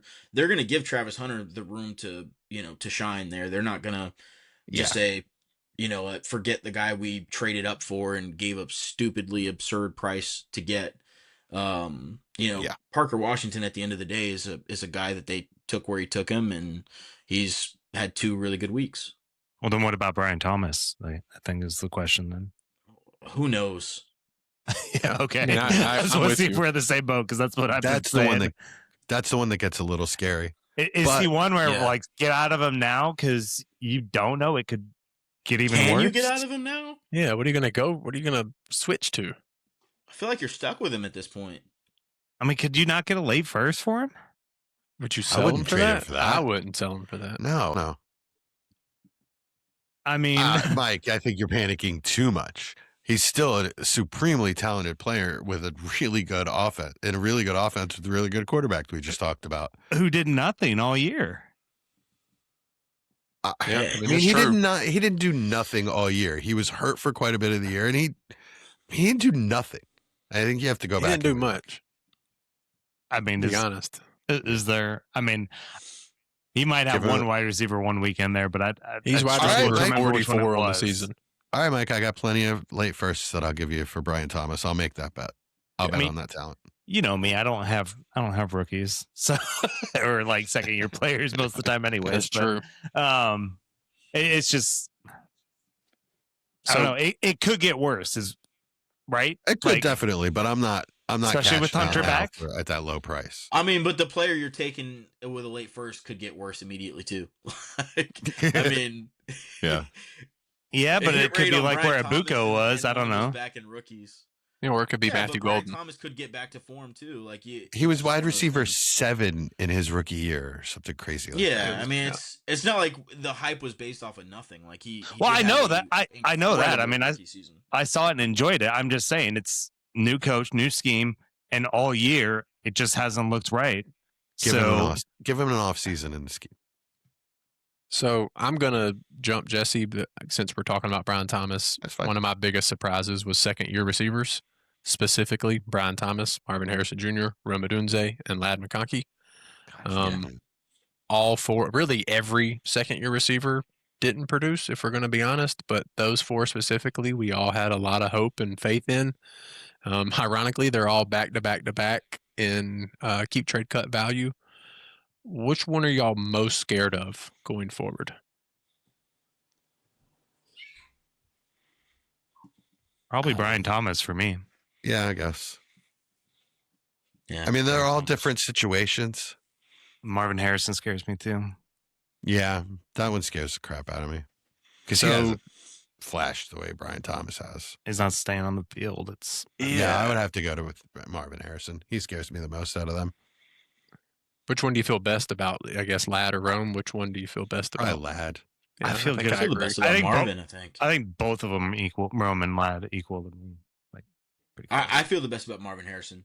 I think I'm going to be probably against the grain there. I think a lot of people would disagree, but I think a lot of the issues in Arizona was Kyler's just bad. Yeah, I agree. But I'm still waiting to see him put it all together. He's had a couple good games. Yeah, he's had some good games. I just think he's probably going to look better with another quarterback. That college he's so bad. He's so bad. I'm wanting to see a fresh start with whoever they bring in. It's obviously not going to be Brissett. Brissett was really bad too. Brissett was pretty good. For fantasy, he was terrible for fantasy. Yeah. He was Bortles level bad. Yeah, but I mean, he was giving his players like opportunity to produce. Like, sure. As far as like fantasy NFL, good. He was good for fantasy, but the kind of player that'll get an NFL coach fired.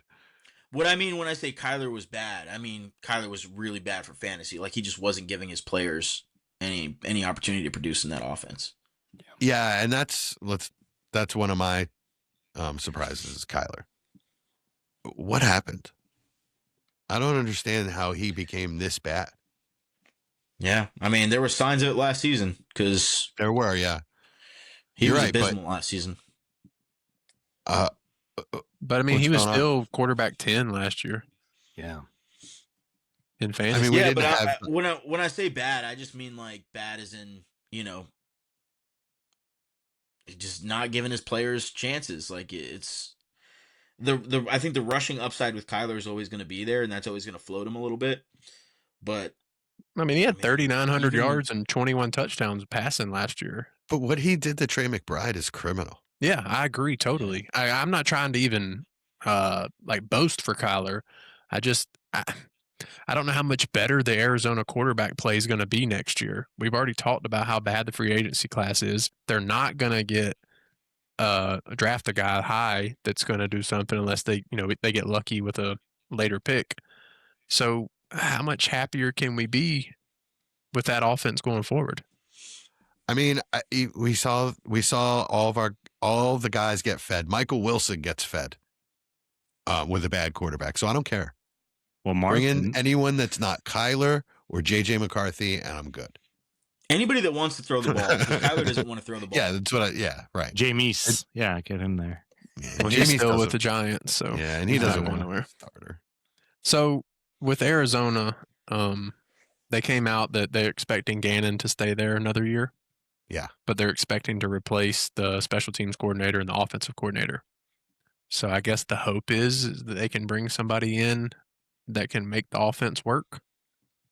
I guess because it hasn't worked for quite a while. I'm pretty sure he's good friends with Kevin Patullo, so. Well, that's not exciting. That's not good for fantasy, Jesse. That's not good for Marvin Harrison or Mike I'm just Wilson looking or for a way Trey to get rid of McBride. him. I'll trade him. He just wants to talk about Patullo. I hate him so much. I'm so worried it doesn't get fired. So back to Kyler. Sorry, I didn't mean to go on to the Cardinals because we all agree he's not going to be there next year, especially with Gannon staying. Right? Oh, yeah. I mean, the hope with Kyler is that a change of scenery, a fresh,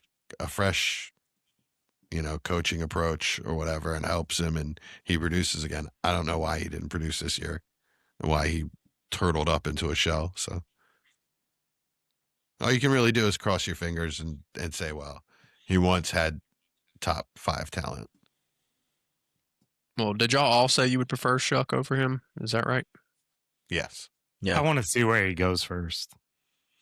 Well, that could be. I'm not convinced he's going to be handed a starting job. I'm not convinced of it. Well, if a team's trading for him, he's going to be because the contract's going to be in there. I don't think his out. Most quarterbacks get a second chance. Even Wentz got 3 chances. No, I'm not. I'm not saying he's not going to get the opportunity. I'm just saying I don't think he's going to be handed a second job or a starting job. I think if a team brings him in, they're going to have other options there. Similar to what Daniel Jones went through with Anthony Richardson. Like I don't think that he's going to, a team's going to bring him in and they're just going to anoint him as a starter. Maybe it happens. He could go to Cleveland. What he's put on the field, I don't know. But even in Cleveland, like I don't think they would take him and just say, "Hey, he's the starting quarterback here." No, that's what I'm saying. You go to Cleveland and battle it out with Gabriel and Shedeur. Yeah, but they're going to trade for another quarterback. Like, let's be real here. Could you imagine that room? Oh God.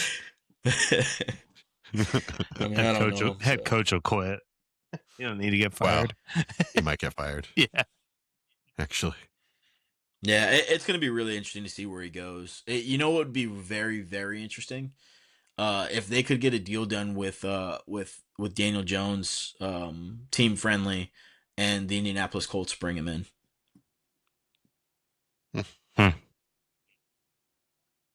Make a mess for Dynasty, but it would.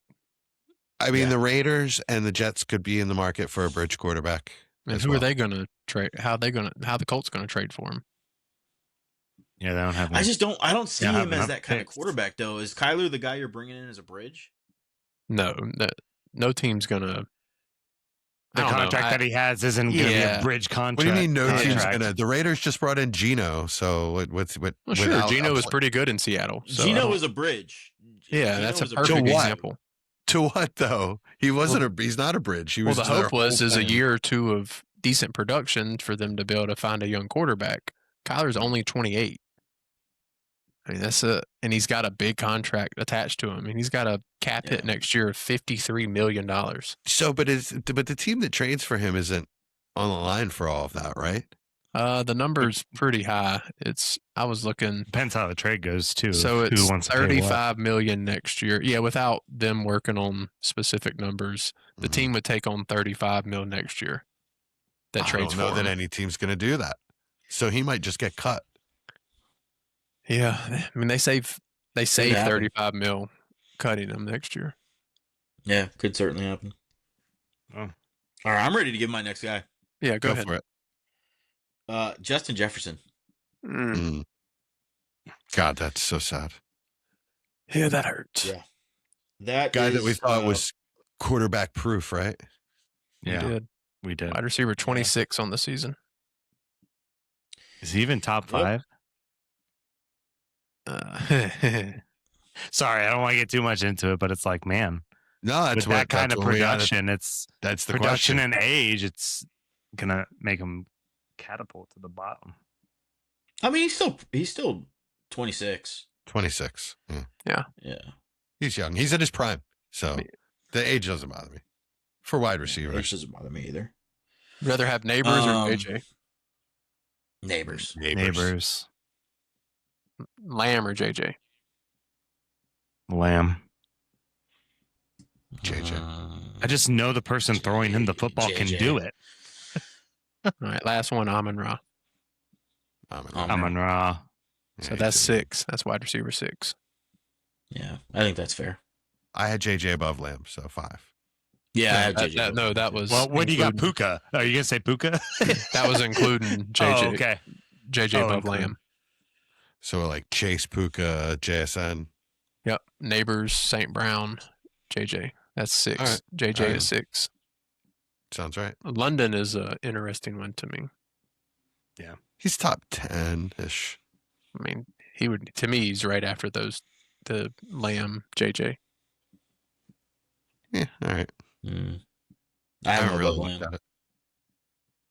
Yeah, I think I was. Yeah, that's why I brought the name up. Lamb. I think he's right in that tier with Lamb and JJ. Yeah. Chad, anything else with JJ? Is it just No, sadness? just Is it just all sadness? Or all sad face. It's pretty self-explanatory. I mean, everybody knows he did absolutely nothing. It was for- doo doo all year. Yeah. Yeah. All right. Well, I'm gonna lift the room up with some booty. well, don't Just stand up. Just surprised out of me, man. Drake May made Keyshawn Booty into a thing, man. He looked really good. I'm glad we were talking about a player because I didn't know what we were talking about for a second. Oh, I thought you knew I was talking about Keyshawn Booty. No, man, really surprised me. Austin, you brought it up maybe like, I tried week 2 or 3 of the season. yeah. And I was like, nah. Yep. Nah. Yeah. He was Yeah. really good in college. Yeah, Right. So we exactly. know he had it in him. Those kind of players, if they click, they have the talent. It's true. He's exciting. Are you paying a second for him, or Yeah. are you wanting to see what New England does first? No, I'll pay a second for him. I think he's part of their plan. I think I don't think they care what else they bring in. He's going to play that role, and then they'll bring him somebody to replace Diggs. after what I'd take any second for Keyshawn Boutte, to be honest with you. Would you? I mean, I'm Yeah, not paying. any second. I'm not paying a high second, but yeah, especially in 26 before Yeah, I think I would give my Late first, second, or third place team their second for old Booty. Yeah, I'll rock with Well, that. Where did he finish on the season? I honestly I'd take don't a even future know. second from you guys. I've got him in a few places. If you guys I'm not doing that Okay. now. We We- said we can work that 26 out. second. Do you have him in the listener league? He Chad? finished at 50 on the season. Right behind Burden, ironically. Oh gosh. Coincidentally. Yep. All right. Who's next? I think it's Mike or Chad. No, it's Mike. Mike. I just had Jawan Johnson was my last one. So Mhm. obviously no wide receiver 2 of consequence there. He was really good. I mean, It's the Chad- second year of this, but it's been taken to another level. he's I'm pretty sure championship week was like his most receiving yards that he's had. It was like 90 something. So I don't know. And I think we're high on Shucks, so I don't see why we can't be high on him. Austin, you're forced to watch Saints games. Have you heard on the podcast a million times that He's he was young. college roommate. Yeah. college roommates with Tyler Shuck? Yeah. I mean, plus he's there. He's under contract. Yeah. They re-signed him this offseason. And as we've right? said, Yeah. they don't have any money. So they shouldn't go and spend for another tight end. He should he's a good absolutely player. be a safe tight end 2, borderline 1 going forward. Absolutely would love to have him as my tight end 2 or 3. Yeah. I'll plug him in as a flex. He's worth a mid-second all day and a half-point premium. I think that's going to be interesting with this class. I think there's a lot of interesting tight ends in this class that aren't the pedigree there, but if the draft capital is, we see it every year. Teams value tight ends high. So, a guy like Brenton Strange, for instance, going in the second NFL draft, that's kind of where you're going to be looking to draft him in rookie drafts. So I think that could be interesting. I guess I'm next. Yeah. I'll stay at the tight end position. I'm just going to name off a couple. I'm going to start with tight end 2, Kyle Pitts. Absurd that we finally saw it, especially with the situation he had. And then also I'm going to name 2 negatives, which is going to bring 1 positive. David Njoku and Evan Ingram not working out after we fully expected both of them to be, almost staples in your lineup weekly. Yeah. But the positive that brought out was Harold Fanning. Phenomenal season.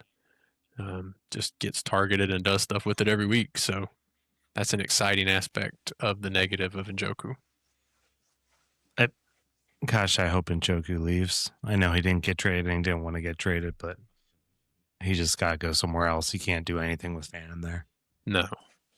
Yeah, I would assume he's gone. I mean, obviously, you never know, but he's a free agent this year. Oh, good. Yeah, they're still paying him next year, but he's a free agent. Okay. But yeah, Pitts, is it real? Are we buying, holding, selling? Sell. Do I'd you have prob- another sell window on Kyle Pitts? I'd probably so. Yeah. Yeah, thank the Lord. We that don't you know have who the- his quarterback is again, what it's going to be. And I don't know. What can you get for Pitts? So they have him right below a late 26 first. I'm gonna keep trade cut. I was sorry. hoping I could. Hold on. That wasn't tight end premium. So yeah, they have him right above a late 26 first. Oh yeah, I was gonna say I was hoping I could get a late first and a little bit more. Yeah. So like a third. If you were to send me really, I'll take a first. But I'll probably try to squeeze you for another pick. Yeah. Chad. Yeah, I mean, it's pretty team dependent for me. I don't really have him, so I haven't really given too much thought. I still have shares because I bought him expensively in a couple places like Einstein's, and it paid off for me finally a little bit late in the season. But I just would never trade him because I couldn't get what I paid for him, and now I'm ready to just get out. I'll tell you what, I tried trading for him for a championship weekend, couldn't get him for what they were asking. They Yeah. wanted What they were they wanted asking? they wanted a first and 2 seconds for him. Nah. Yeah. Excuse me. Yeah, that was coming off of a record-setting week. It was kind of a weird time to trade for Yeah. him. Yeah. People wanted too much. I figured people were going to be dumb. Yeah. Yeah, that's the thing that gets him up to being able to trade him for a first. You don't get greedy and ask for 2 seconds on top of that. But anyway. Yeah, it's so weird, right? Like when when buy windows open for players that you've been trying to sell forever, and then you ask ridiculous prices that nobody's going to pay when the buy window opens, and then the buy window shuts, and you're like, "Oh, I'm stuck with this guy." Yeah, I didn't get Like, anything. I saw that happen to numerous people this year. I approached them with reasonable offers, and then their counter was something outrageous for like Mike Evans. They wanted first and a second or whatever. You know what? Yeah. Let him die. Let him die on your roster, buddy. Yeah. You won't take the high second that I offered for Mike Evans. Then you deserve to just go down with the ship. Yeah, guys, No, when a buy window opens, just gotta remind do it. yourself this is the buy window. That's what it is. Like it is the time to sell. God. Yeah, people double But yeah, count in those situations. Yeah. My last player is Jackson Dart. You know, we talked about him a little bit on the trade. Just throwing out a little bit more kind of stuff with him this season. One of the most impressive aspects of what he's done this season is he's played a good number of playoff teams, and against those playoff teams, he's got a 63% completion percentage, averaging 221 yards per game, 14 touchdowns, and 1 interception. That's impressive. And on his full rookie season, he's on pace for 34 total touchdowns, 8 interceptions, 3,860 yards, and a 63% completion percentage. So it really is a phenomenal year. I think it's been shaded a little bit by the change in coaching staff and just that perception with the media talking about him getting hit all the time. He did have that one concussion, but yeah, I mean he's a really, really good player. I didn't think he was going to be this good. I passed up on him so many places. I think I messaged you guys in the beginning of the year, right before the season started, and I was like, "Hey, does anybody have a Jackson Dart share? Yeah, they'd you be did. willing to give up because I don't have any. Because I really didn't believe in him as a player, and watching him this season has completely changed that. I think he's going to be a really, really good player. So yeah. Yeah, so I went through the same thing with Hurts. I didn't believe in him, so I got no shares and missed the boat. So hopefully you got a couple. Yeah. I think I have 2 or 3 now, which is nice, and I think I got them before the breakout really happened. One of them was from Mike, so that was fun. Yes, they were. Yeah, jerk. Keon Coleman and 27 first. Don't have the first at least. Yeah. All right, I got the Las Vegas Raiders. It shouldn't have been surprising. Everyone. Yeah. It shouldn't have been surprising because it's freaking Chip Kelly, and he's just shown that he's a college coach. Well, it's not surprising because it's the Raiders. That's why it's not surprising. But the reason I bring it, they are the Jets of the AFC West. Well, so many great players that they didn't know how to use. I bring this up though because I want to bring up Jack Besh and how he was misused, and how I think I would rather spend my late second this year by trading for Jack Besh and hoping that they get a quarterback and a coach that know how to use him than whoever I'm going to get in this class at 210. I do think that's a good call. Yeah. I know you've been super high on Besh, but I even agree think that's a good call. I love the talent. I think, the boat has sailed on Jaden Higgins. You're not getting him for that late second. No. No way. I probably wouldn't. I'm not real excited about Trey Harris. So You're not getting Luther Burden for that late second. You're not getting Burden for that second. So I think Besh is kind of the sweet spot. Yeah, that's a good decision. I like that. Genty still has produced, which is pretty cool. Yeah. He's running back 13 on the season. Yeah. I mean, he's shown that he is going to be an excellent player. Yeah. He just has to get into a good situation. Anybody got anything else? I'm going to piggyback off of Chad's last one and just say Wandale. Finishing as a wide receiver 1 was absolutely not on the cards. Yeah. I remember being such a fan and I think I've traded most of my shares before this year, so that's really cool. Didn't I tell you guys too? I was like, "Hey guys, for a late second, Wandale's a good buy," and you guys were like, No, I did mid-season. And Yeah, I picked up a share. That. Actually, I got him as a throw-in. Yep. I got him for a But late yeah, it's second. just crazy. Wide receiver 11 on Good the season, 1,000 yards. Just really impressive. "Yeah, really good player." He's going to be the slot there, so it's not like he's so cheap for what he is because he's always produced. If they re-sign him, he's free. Offense. Yeah, he's coming back. He's coming back. That market might be huge for him. Yeah. You never know. Yeah. We just don't resign that many of our players because they all suck. So It's fair. don't have many options. It's not like they're rushing to sign Evan Neal, so might as well spend that money on Wandale Robinson. Might need to re-sign Theo. yeah. What? Theo who? Y'all starting tight end. Yeah, we don't have one. Oh. All right, that's all I Yeah, got. that's I'm going to leave the other ones off. They're not that exciting. All right, so we're done. Oh, We're done. I'll add one. Theo Johnson. That was It's a surprising good or not surprise, right? surprising? Yeah, I thought he was gonna be good. Yeah, he sucks at football. So Gotcha. short and sweet. All right, guys. Let's do the Surprising listener player. league. Oh yeah, do listener league. Okay. See, I was gonna forget. I knew you were. That's why I said it. No, so year 2 recap of the listener league. We had Dallas Division 2 getting the win over Darren, 170 to 149. You had Goff's 4 points and Jacob's 1.8 for Darren is kind of what sunk the ship there.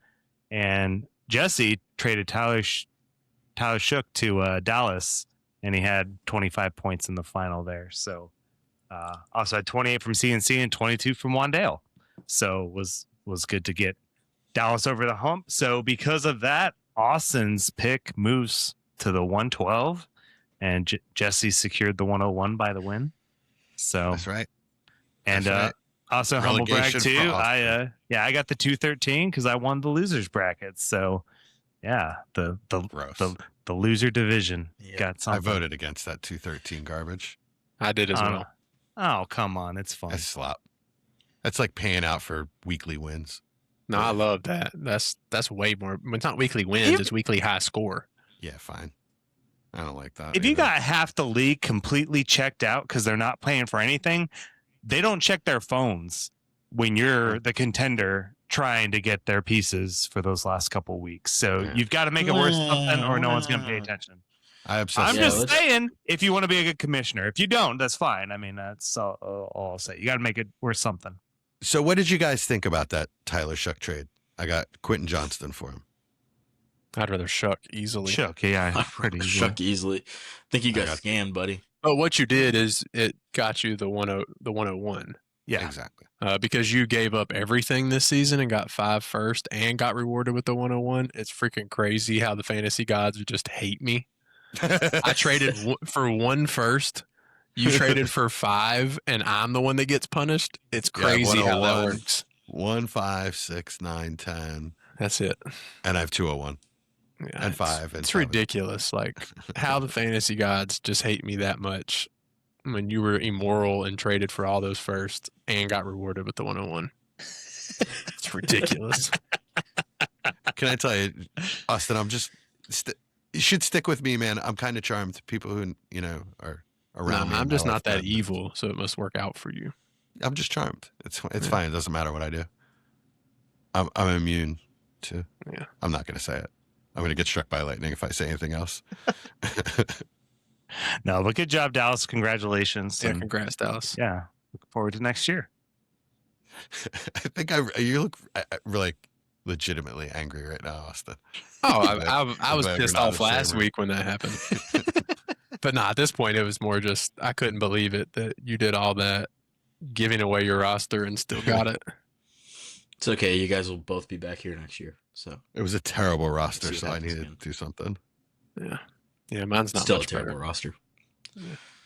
It is. You're right. Especially so now.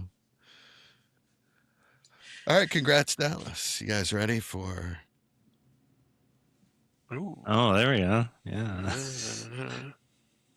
What do If we think? anybody has not, hold on. Anybody Yeah, has yeah. not watched Stranger Things in the episode now, the finale, The finale. or really any of it for that matter, go ahead and end the episode. The next segment will have spoilers, so unless you Nice. want to hear spoilers, turn it off now. We'll have a Yeah, we're just gonna 5-second pause, and then we will start. All right, that's enough seconds. All right, let's That's go. enough seconds. Somebody crashed their car trying to pause this thing.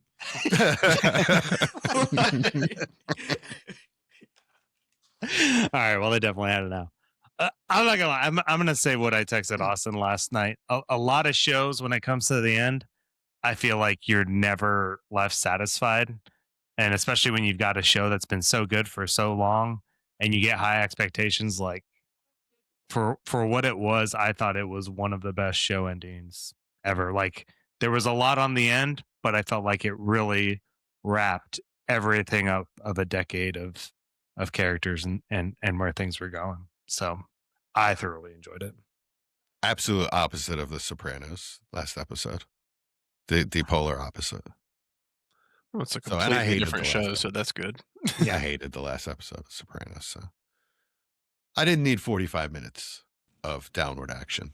You know what I mean? The denouement. I didn't need 45 minutes of that. That's really, and there's a lot of in the feelings and just so much with their relationships with each other. And I just personally didn't need that much of it. And I thought the Mind Flayer could have been tougher, could have been a tougher fight. Like it didn't use its mind at all. Why didn't it use its mind? It just smash. Spider smash, and that's it. So That's fair. I mean, but Yeah, I did like it. I thought the writing, I thought it was very similar to Game of Thrones in that the writing kind of took a backseat to just the same premise, isn't like the writing kind of took a backseat to, trying to make things just end to where everybody felt okay, that was a good wrap up to the story. Right. But like they didn't carry through some of the plot, some of the stuff that had happened in the show. Where I thought like there was going to be some big thing that happens, or they literally just grenaded him and killed him. I'm like, we could have done this 2 seasons ago. So I don't know. I mean, just a lot of explosions and Rambo. What's her name? Nancy. Nancy. Rambo Nancy. Yeah. And it's just a bit. I don't know. It's just a bit much. I thought they could have done a little bit better with the writing and just come up with something more clever. Yeah, and to literally have them at like a reunion afterwards was. See, I loved really the heavy-handed. epilogue. I really enjoyed the. I did too. 'Cause I loved it. I didn't expect the twist of Elle could be alive. Which I I choose thought not was to like, believe oh, it. I would have liked the epilogue better if they had done the ending of the actual show better. That's where I'm coming from. Right. Like, if you're expecting a twist, that means they didn't end the show right. Like it's. Yes, if I need a break from all that holy crapness and I need that much downward action, great. But no, they didn't create enough tension for that. I'm not gonna lie. Like when Vecna gets decapitated, I was like, wait, there's an hour left. Like, is there still something? Yeah, exactly. But I think that's good to be able to like think about, is there something, and not to have to be expecting it. You know what I mean? I was expecting it because I just didn't think the ending was that good. They literally just like a bunch of kids just brute forced like the monster and killed him. It's pretty much what happened. Well, I thought it was going to be that's more because of a. Vecna died too, right? Like, Well, that's what killed the Mind Flayer yeah, was that L, was L and was L and L. Will It wasn't what they were doing. They were just combining to distracting kill it. Vecna. But I'm just saying, like, the big boss was supposed to be the Mind Flayer, right? And like Right. literally, they just a bunch of kids just kind of threw grenades at him and flamethrowered him, and that was really it. Well, that's like, there was that's not what killed him at all, though. What killed Yeah, him was I'm not talking about what killed him. I'm just talking about like how they that was how they survived it.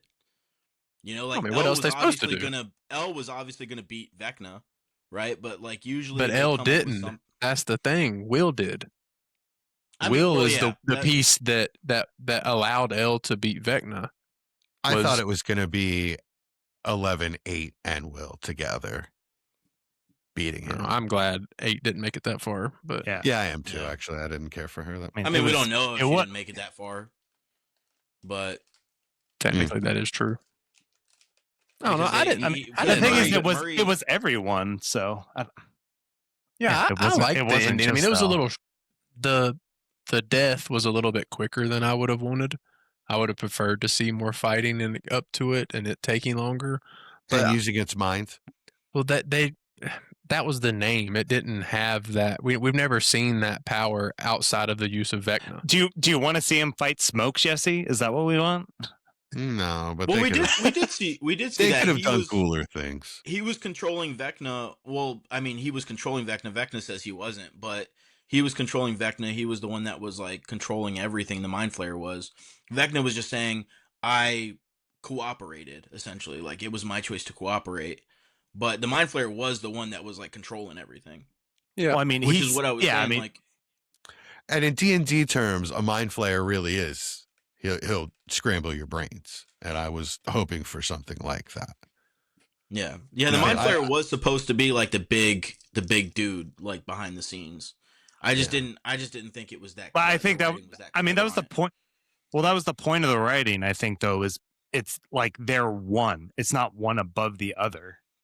It's like, hey, you can't do this without me, and I can't do this without you, as opposed to the Mind Flayer is the one in charge, which I don't. But he had believe. zero powers except for smash. And Well, he did have powers. He was the one that like gave Vecna all those abilities and stuff. well, I mean in the Yeah. fight that he didn't have any powers. And still- that was disappointing to me. I'm just saying when it came down to it, the Mind Flayer just seemed like a secondary kind of thing that was just there. Well, And- I think I agree with you. I think that's kind of a good thing because they didn't introduce him until an hour left into the show, basically, into the finale. I think if you're not going to have him in the plot before the last episode, you can't have him have a big storyline. I mean, yeah, we saw snippets like with Will here and there in season 3 where it looked like the Mind Flayer, but we never really got to learn about him until the finale. So to have him do all this crazy stuff would have been dangerous for the story Well- to me. Maybe then that was a mistake as well. And I agree with that. I think that was a flaw in Yeah. season 5 as a whole. I think he should have. I think what we saw in the cave should have been in episode 3. Yeah, Yeah. I agree with that. And then you're you right. can develop the plot of the Mind Flayer Yeah. much more, which would Yeah. have changed the actual battle considerably as well. Yeah, my whole gripe is not just with the finale. It's the finale being what it is because they could have written just the whole season better, essentially. Like I just thought it wasn't. I mean, I still enjoyed it. I'm not saying I it was enjoyed it bad. too. I'm I just did saying, like it. Like, I don't think the show. I think the show deserved a little bit better, in my opinion, because I think the previous seasons were written so well. Yeah, I that agree. The season Yeah. 5 didn't really. It's probably towards the bottom of where I would rank the seasons. Oh, it's One- last for me. Even as much as I Yeah. love the finale, it's for writing and storyline, it's last of the seasons. One thing that I really am really glad that they didn't do, it looked for a minute like Henry was gonna Yes. Oh God. Join Redemption them arc. and Oh no. fight. Oh my and gosh! fight. I would have been so upset Yes. if they were able Yes. to turn him just by like Yeah. Will talking just to saying, him "Oh and- man, you're good." yeah. Yeah. I was No. really You know what I glad. did I like, enjoyed though? that part. You know what I did like? With the twist that they did, there's other parts of it that you really don't think about until because I watched that part of it again. Going back to 8's kind of death scene and everything, and then L's, quote unquote death scene. But when you watch Murray destroys the speaker system thing right before she gets shot. So technically she could have, created an illusion to where she was shot. So we can say she wasn't really shot. And then at the end, when Elle's doing her thing, and Elle goes into the mind of, Elle brings Mike into her mind, right? We don't see Elle's nosebleed. So it could True. be an illusion. So Also, how is she doing theoretically- that powers with the speakers hitting? Exactly. Well, she was So on the other eight- side of the gate, though, right? Yeah. She was Yeah. physically there. Yeah. Quote unquote. So like eight could have been, hiding somewhere, created that illusion, didn't really get shot, and then created the illusion that 11 was doing this thing, hence no nosebleed, because every other time she's used that power, she always has a nosebleed. And then 11 goes off and does her own little thing like Mike says she did. So it does make you think a little bit to where that actually could be true. It's not just something that they are just saying at the end. Yeah. I choose not to believe, but that I appreciate that. That I like that there's a little. Yeah, I thought that detail was there. really good writing that they left that open ended for the audience because some people really wanted her to survive and some people were fine if she wanted to do died. that. Yeah. Yeah, because Yeah. they didn't. I think one thing that I'm assuming they didn't want to do because I think if you have a longer fight with the Mind Flayer and Vecna, people have to die.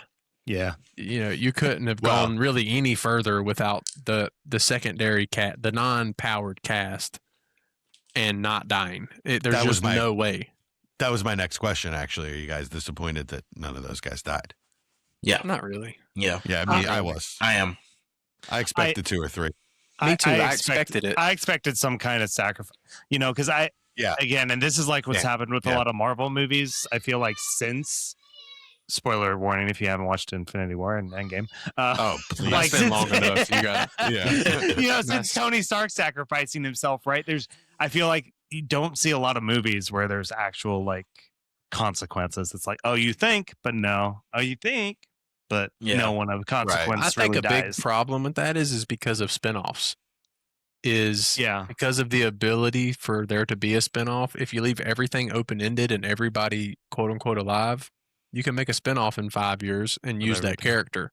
Whereas Tony Stark and Iron Man can never be used again unless it's from a multiverse, which that's Marvel's thing in general. But Yeah. that Stranger Things doesn't have that. So killing off the characters closes all windows for any kind of spinoff, which it's Netflix. Let's be real. They're going to do something. Yeah. But you just would have liked to see a little bit more plot there with as far as like, I think there that's being fair. some kind of price to pay for everything that happened, because eventually and I think the biggest hole in the entire thing, right, is that you introduced this season to where it was absolutely shocking, at least to me, that they're just going around killing all these soldiers, right? They killed like 50, 60, 100 soldiers, right? Yeah. And then at the end of the day, 11 Shooting them. dies, and then the military just says, oh, well, I guess this is done now. We're just going to leave. Yeah. And it's just done. Like, none of that made any sense to me. Why Like, they didn't weren't all wrap under any of that arrest. up. Yeah, they should have just cut the military out of this entire season if they were going to end it like that. They should have done that in general. The military Yeah, was Well, yeah, I actually agree. terrible. True. I agree. They It needed was- The kids were They- terrible too, for that matter. they needed more. I like the kids. Ugh. I don't even like kids. Oh, the but other kids? I liked the Not way they Derek. did it. I It was thought Derek, and that's it. Holly and Derek were Holly awesome. and Derek were- Harry and Well, Dolly. They were awesome. Is Derek everybody else's favorite character now? Because I I love love that kid. This season, love he Derek, was too. he was probably one of my favorites, top 3 for sure. He's the catcher on the my baseball favorite. team now too. That's awesome. I thought for him. Holly did He's a catcher. phenomenal. I wasn't even speaking about her when I'm talking about the kids, but I did not like the plot of it took 12 kids to make the Mind Flayer thing. Like, Yeah. I would have much preferred And then- something That's totally one different. thing. I guess they never than explained that. why. So Yeah. Yeah. But the military just Yeah, up and chilling. leaving after they killed like 100 of them. That is And true. they were just like, okay, well, 11's dead. We can't do that plan anymore. it's like We're just all going to go home. Do you remember 2 hours before Nancy murdered 3 military members? Right? Like and technically, Hop right? killed Yeah. like 50 of them. and L. Well, I guess yeah. You know, but yeah. And my last complaint is think of just that. how the cartoon character that they made Murray.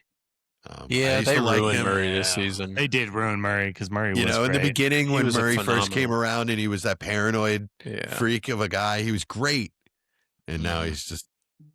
But he Yeah. had real like substance to his conversations, Yes. whereas like you pointed out, every time he said something was some kind of quip or joke or Yes. And mad every yeah, time.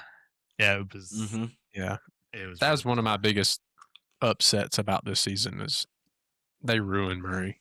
And Robin It's like wasn't they nearly as regressed good him. either. It was like they regressed him to when Nancy and then before they met, like before Yeah. Nancy and them met him. Yeah. Like I imagine that would be like the first meeting that he would have with all these characters would be like that. But they were like, let's make every meeting like the first meeting you would have with Murray, and that was just Yeah. his character. I will say like one of the parts that I thought it's funny because despite all the touchy feely stuff, I'm a pretty emotional guy, believe it or not. When I watch stuff like this, the only part that actually really got me emotional was when Joyce was cutting off his head, and like every swing was a different Yeah, that person was super cool. that Vecna affected in some sort of way. I was like, I thought 'cause you I were looked at gonna my be like, no, I was gonna say because I looked at my son and my son was kind of like tearing up because it's like, you know, like Lucas holding Max in his arms, and you know, and it just went back and forth of all these things Vecna had done to all of these different people, and it was like, yeah, like get some Yeah. I loved that part. I thought that was done really well. And I And think them choosing Joyce. Joyce was perfect. Yeah, I did too.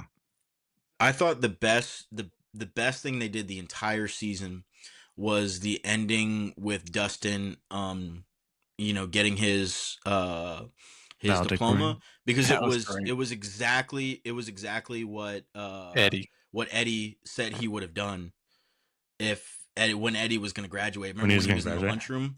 Yeah. And he Oh, was yeah. like, I'm going to graduate this year. I'm going to get my diploma. I'm going to flick off principal, whatever, straight to his face. And then I'm going to grab it and run out of there. And that's exactly what Dustin did, was he flipped Yeah. him off right to his face, grabbed the diploma and ran out of there.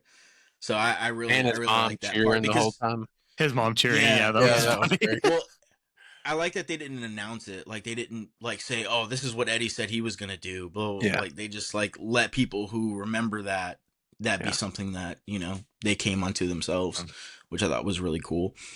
But yeah. Confetti cannons are an anachronism. They didn't exist in the 80s. Just so you know, I was there. Cannons. What didn't? Confetti cannons. at the She end. made it. She She showed made it. her making them. Making it Yeah, in the but it garage. That's why Came he's out of talking the about cannon, innovation. blast that out. That didn't happen. In It the wasn't with the cannon, it was with the megaphone. Yeah. 80s. How did it explode out? She like made it. It literally showed her making Science. it. that? Yeah. Oh, I missed that. Yeah. She's they- supposed to be like she- a genius. Yeah, and that's why he's talking about innovation. Dustin was, and then they panned to her plugging up the last one. Who? Yeah. Erica. Erica. Erica.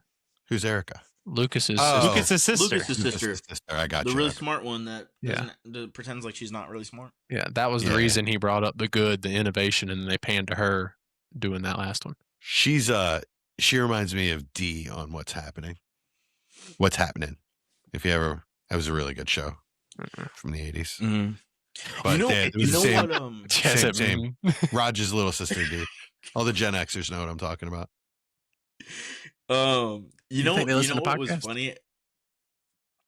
You know what was funny? And I hadn't really noticed it until other people noticed it, and now I can't not notice it. They had way too many characters to the point where the relationships stopped meaning something. In Elle's death, Max is like Max has like no sad scenes. Like she doesn't like they were supposed to be like best friends. That was supposed to be one of the closest Oh, bonds. yeah. And Max is just like, whatever. Yeah, I Elle forgot died. about that. Mike's sad. It's just too many characters. Like, Yeah. Yeah, they So did they have too couldn't many do it. characters. Yeah. So in the end, when Max is in the wheelchair at the radio station with a girl, the candy stripper Vicky. girl, whoever she is, Vicky. yeah. Mhm. So when she walks away to get something to eat, and all of a sudden Max is like, where'd you Yeah. go? That would be that. I was like, oh, they should not have left her alone. And because that would have been the perfect spot for That's what I Vecna to have thought. shown Yeah. up. and they didn't make it that hard. I was like, they didn't tell her about the song. Yeah, exactly. I was Well, she yelling didn't at my need the wife. song My now. wife's Yeah, playing. he doesn't need her Ishmael. anymore for that either. So he didn't need Max. I Yeah, did but think what if it was Vecna just wanted Vecna at revenge, first. though? Like, what if Yeah. Vecna? Because Vecna obviously Right. didn't need her, but the mind flayer. Right. Now he's just trying to disrupt them any way he can. Right. At that point, if he can get the Max, then they're going to abandon what they're doing to come save Max or whatever. And actually, it's just Max- another layer. Max would have been like one of the best characters to get rid of at that point, because Max was the one that knew his world best. Nah, True. because she just came back to Lucas, bro. I'd have been so upset. Now you can't use that. No, I know. plot I'm just device. saying, like, Oh, from a I'd have been Vecna so standpoint. mad. No, From a Will was Vecna the one standpoint. that needed. I was hoping Will would turn bad. To be honest, like that was Yeah. the plot I wanted to see in the Yeah. finale. Oh. Was I that never Vecna considered took control of Will, and Will turned bad, and they had to handle that. Oh, like that one dude with the Camaro or whatever. Yeah, Billy. Was that Billy? I thought Billy was That was Billy. That was Max's Billy. brother. Max's brother. Yeah, Billy. So God, he was who one of was the best characters in the show. who was He the guy? All right, who was the other guy that was Dustin's best friend or whatever? The That's Hellfire Eddie. guy. Eddie. Okay, Eddie. Right. Yeah. Billy and Eddie. Right. The one thing that was weird, I thought was really weird anyway, was when they actually get to the abyss. No more demigorgons. Yeah, no what's up with nothing, that? Just Yeah. nothing Nothing. there. That is a At valid all. real And I was complaint. like, okay, there's a ton of them in the upside down, but there's nothing up Well, here. Like, their thing is there And they wasn't showed an them upside walking down. around like in previous seasons. yeah, but They there, showed yeah, them, but yeah, in the last episode, there's nothing in the upside down. The only thing you're worried about is the military. Well, there wasn't any really in the upside down a lot to begin with this season. Right. Yeah, And that, where'd yeah all that's the- what I mean. Where'd all the It's- bats Remember go? the first time they went? Yeah. Remember the first time they went there? Jesus. Yeah, So- it's yeah. like, Well, what's up with the bats? Why are the Yeah. bats? Did they? That all is go the with Eddie or complaint I something? have. Like, Yeah. where did they all go? where And did all the? my Because that was the first thing, thought, right? When my first thought was that the military cleared them out, That's what I told but they Hannah, didn't make any and reference she asked to me that. that too. But then they should be Yeah, in the they didn't say abyss. that. Like if he's Yeah, they would worried be in the about them, abyss for like sure. I don't want Right. you in the upside down. They come up to the abyss and I don't know, protect me and the 12 kids that I got. Yeah. Like that's what I would have done if I was him, But- right? Like Also, like, am I the only person that I know I mentioned this before, but am I the only person that like kind of looking at this cast sideways for not cast, but looking at these characters sideways for just recklessly killing everybody? You mean I the thought it was pretty military? badass. Why are these kids just murdering everybody? Because the I hell didn't they've think it gone was through the harsh last when 10 people They're years. went- on orders, people were getting doing shot. their job. Like they got families, man. They're just going out of their way to kill people. Like the dude, just poor guys in their when- towers just getting shot. yeah, when 11 Did jumps they have over to shoot the anyone? wall. Could they not have just driven through? Like, did Yeah. they have to stop and kill people? Well, they were When, getting like, shot at oh, first. No, Yeah. no. When 11 jumps over the wall, Oh, I know and where the you're dude going. in the tower She sees said her, sorry. She said and sorry. and she's like sorry and breaks his neck. Yeah. I was like, he didn't even do anything. You couldn't have put him to sleep. I know, yeah. Where's the mind put him to sleep move instead of killing everyone? I'm like, imagine you were one of those characters like in reality, right? And you're like a kid and you're traveling with them. And you just like, also Joyce axing that dude's head off, right? Vecna. All those kids are there, like the little tiny kids. Oh, yeah, that is true.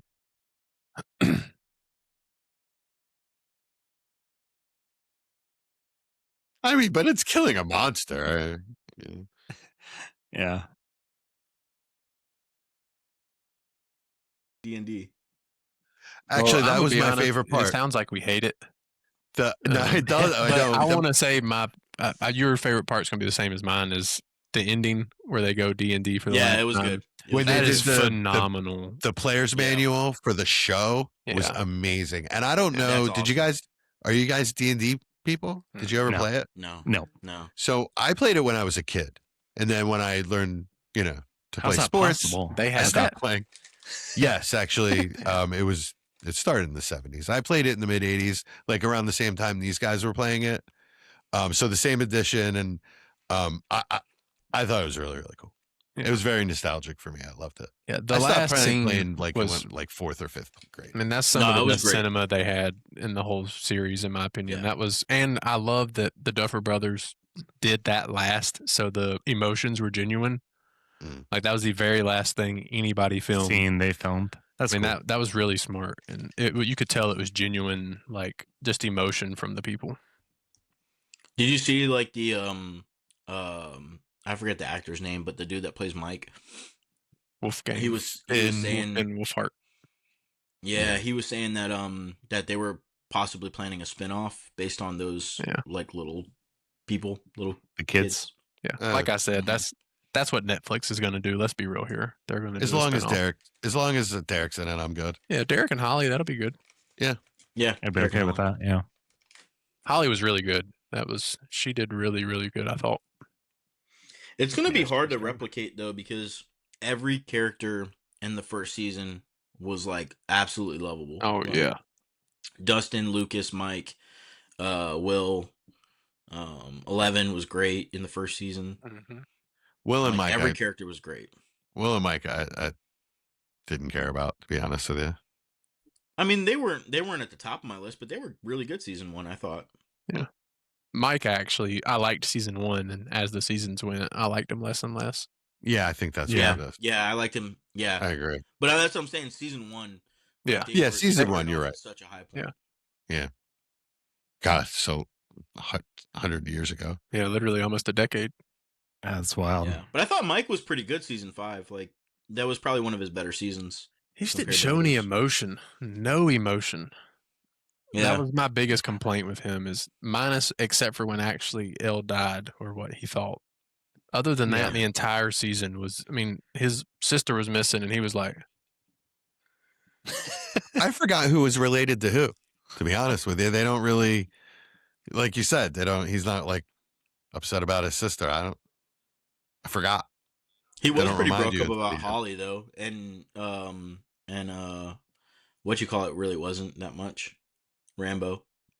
Oh, Nance. no, I thought it was the opposite. I thought it was the opposite. Nancy Yeah, I thought was Nancy way, was much more emotional. I thought Mike literally especially didn't from even when care. she saw her and Yeah. Vecna pulled her back up. That was That was the one scene that I can remember where Nancy was like super worried about her. Well, the whole time she's just talking about, I'm going to get Holly. Like that's kind of all she cared about. I felt like was I need to get Holly. Yeah, I agree. But Mike too. Mike kept saying that I'm talking about like scenes where they were like actually emotional about it. Like I Mike don't kept remember talking any. about going to get Holly too. I just can't remember any. I'm not saying you're wrong. I'm just saying I can't remember any. Other than that one where, they're reunited. All right. Is that it? I guess so. All right. Yeah, it was really good. I enjoyed it. It was, I enjoyed it. All right. It's been the front It's office. worth it. Ladies and gentlemen, welcome to the front office.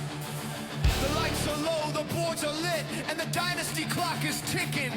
From the heart of the startup draft to the championship throne, one crew rules the long game. Give it up for the undisputed architects of impact.